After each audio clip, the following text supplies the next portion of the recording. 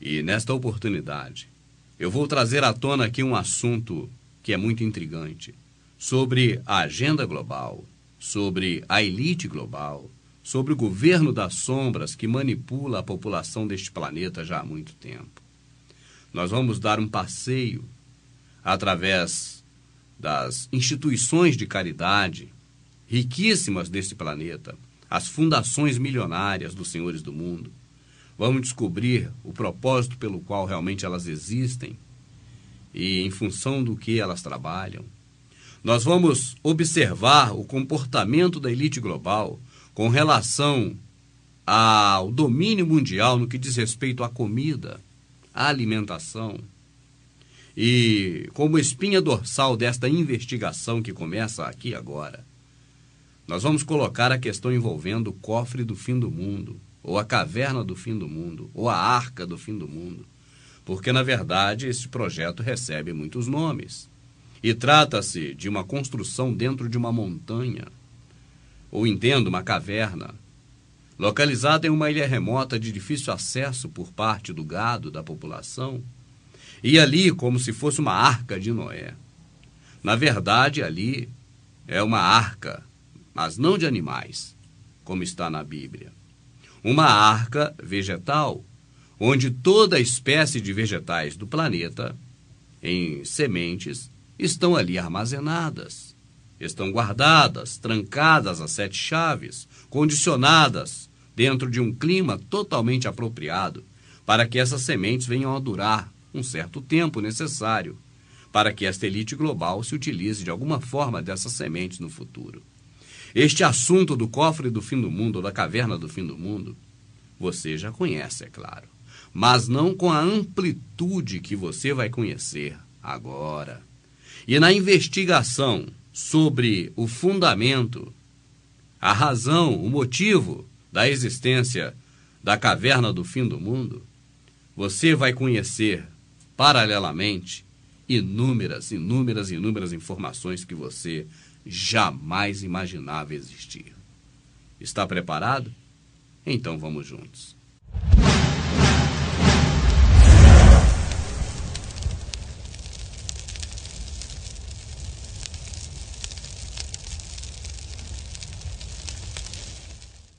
Trata-se de um banco de sementes patrocinado por Bill Gates e David Rockefeller, os gigantes dos transgênicos que pretendem preservar uma parcela da biodiversidade do planeta para um futuro próximo.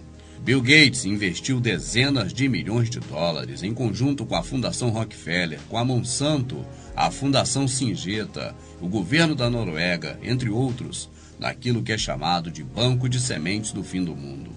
Oficialmente, o projeto chama-se a Caverna Global de Sementes. Ela se encontra na ilha de Spitsbergen, na Noruega, no arquipélago de Svalbard. A caverna no Ártico, com as sementes do juízo final, patrocinados por Bill Gates, Rockefeller, entre outros, conhece algo que nós não sabemos. Uma coisa de que o fundador da Microsoft, Bill Gates, não pode ser acusado é de ser indolente. Aos 14 anos já fazia programação. Aos 20 anos era ainda estudante em Harvard e fundou a Microsoft. Em 1995, figurava na listagem da Forbes como o homem mais rico do mundo por ser o maior acionista da Microsoft, uma empresa que, debaixo da sua direção rígida, se constituiu num verdadeiro monopólio dos sistemas de software para computadores pessoais. Em 2006, quando a maior parte dos milionários como ele pensava em retirar-se para uma tranquila ilha do Pacífico, Bill Gates decidiu dedicar as suas energias à sua fundação Bill e Melinda Gates, a maior fundação privada do mundo em todos os tempos. Ocorreu uma doação de 34,6 bilhões de dólares e a imposição legal de gastar 1,5 bilhão de dólares por ano em projetos filantrópicos a nível mundial, a fim de economizar muito dinheiro, estando Bill Gates isento de pagar impostos. Em 2006, a oferta do seu amigo e sócio, mega investidor Warren Buffett, de ações da Buffett e Berkshire Hathaway no valor de uns 30 bilhões de dólares, colocou a fundação de Gates em posição de poder gastar agora quase o mesmo valor de todo o orçamento anual da Organização Mundial de Saúde das Nações Unidas. Por isso, quando Bill Gates decide utilizar a Fundação Gates para investir num projeto a cerca de 30 bilhões de dólares do seu dinheiro, vale a pena analisar que projeto é esse. E um dos projetos mais interessantes, custeados por esta fortuna de Bill Gates que ele economiza em impostos, é, sem dúvida, o projeto do cofre do fim do mundo. Bill Gates está investindo bilhões num banco de sementes no Bar Barents, perto do Oceano Ártico, a cerca de 1.100 quilômetros do Polo Norte. A ilha é um árido pedaço de rocha reclamado pela Noruega e cedido em 1925 por um tratado internacional. É nesta ilha quase esquecida que Bill Gates investiu dezenas de seus milhões em conjunto com a Fundação Rockefeller, com a Monsanto Corporation, com a Fundação Syngenta e o governo da Noruega, entre outros, no que é chamado de Banco de Sementes do Fim do Mundo. Eu preciso interromper neste ponto para explicar um pouco sobre o que é uma fundação. Acontece assim. Nós que somos pessoas simples da sociedade, conhecidos pelos Illuminati tratados como gado, nós ficamos aquém de alguns direitos e privilégios que os ricos têm. Nós temos que pagar impostos, impostos e mais impostos. E são cobrados muitos e muitos e muitos impostos do gado, a fim de que estes impostos supram uma deficiência de impostos que não serão pagos pelos ricos. O que eu estou dizendo é que, quanto mais pobre neste sistema Illuminati, paga-se mais impostos. E quanto mais rico, paga-se menos impostos. E por quê? Porque existem janelas. As janelas são criadas no alto. O pobre, como uma criança engatinhando, não consegue alcançar a janela para transpor a parede do pagamento de tanto impostos. Mas quem é rico, e quanto mais rico, mais fácil é transpor esta janela. Então, uma das janelas criadas para que o rico não pague imposto são as fundações. O que é uma fundação? Você já ouviu falar na Fundação Xuxa Meneghel. Você já ouviu falar na Fundação Roberto Marinho. E em fundações que talvez você nunca tenha ouvido falar, são as mais importantes do planeta, as mais milionárias. Fundação Bill e Melinda Gates, Fundação Ford, Fundação Rothschild, Fundação Rockefeller e outras pouco mencionadas. Mas, o Rubens, a fundação é uma janela? É uma janela para transpor a parede dos impostos. Por quê? Porque o mundo é regido pelas leis. Então, tudo que é lei que existe, elas são formas legais, autorizadas pelo governo, para que as pessoas se utilizem delas. Assim, o que ocorre? Eu trabalho, eu tenho obrigação de pagar os impostos ao governo. Imposto significa algo que é imposto, que é obrigatório. O imposto é uma imposição. Nós somos obrigados a pagar. Ele é imposto. Então, quando a pessoa vai ficando mais endinheirada, ela vai alcançando essas janelas, essa possibilidade de transpor a parede do imposto e não pagar esse imposto. Voltando à questão envolvendo as fundações, uma empresa milionária, e aí eu vou destacar uma para você ter como exemplo das outras, a Microsoft é a empresa que fabrica o Windows e vários tipos de plataformas e programas de internet e de computador. Esta empresa é multitrilionária. O valor que a empresa do Bill Gates, a Microsoft, deveria pagar de impostos ao governo todo mês e que seria revertido em saúde, transporte, educação, enfim, em tudo aquilo que o governo se diz que é direito do povo, tá certo? essa soma milionária mensal que iria para o governo trabalhar, para o cofre público, que usasse esse dinheiro em função do povo, porque é assim que está escrito. O governo administra o dinheiro que é da população, através dos impostos. É assim que rege a Carta Magna dos países neste planeta. Então, a soma de dinheiro, por exemplo, da Microsoft, que iria em impostos para o governo administrar em favor de cuidar bem das pessoas, esse dinheiro, pela lei que eles criaram, pode ser diluído através da fundação. E agora cada um tem a sua, porque esse dinheiro pode ser aplicado em qualquer fundação. Esta é a lei. Imagine o Bill Gates aplicar o dinheiro dos impostos que ele tem que pagar ao Estado, ao governo. Imagine ele aplicar esse dinheiro na sua fundação. Na fundação do seu primo, da sua rua, da sua associação de moradores. Ele não vai fazer isso. Porque a ideia não é, na verdade, de ajudar ninguém. Não é ajuda filantrópica. É apenas diluir um dinheiro que seria gasto entregando para o governo, para que o governo distribuísse para a população através de obras, através de benefícios, é agora canalizar esse dinheiro pela fundação.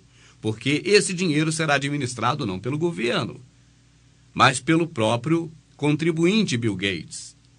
Então, eu dou o exemplo do Bill Gates para que você entenda, mas todo rico geralmente cria uma fundação para não pagar impostos. Assim, quem paga imposto é pobre, rico não paga imposto.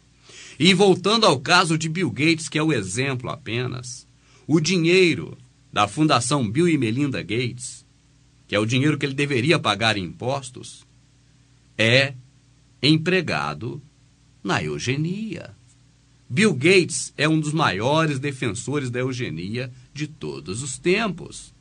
Ele é ativista, ele trabalha nesta causa.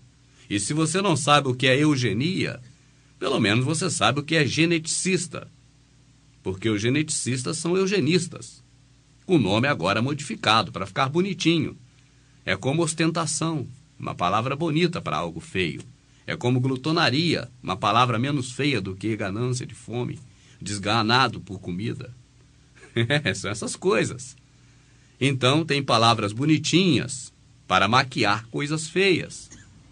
E, pasme, os homens mais bondosos do mundo, ganhadores de prêmios, são os que praticam filantropia, ajuda aos necessitados. Mas tudo isso através das suas próprias, cada um de sua própria fundação. E você vai continuar vendo este vídeo e vai ver que fundações milionárias, como a de Bill Gates, se une a fundações milionárias como a da Ford.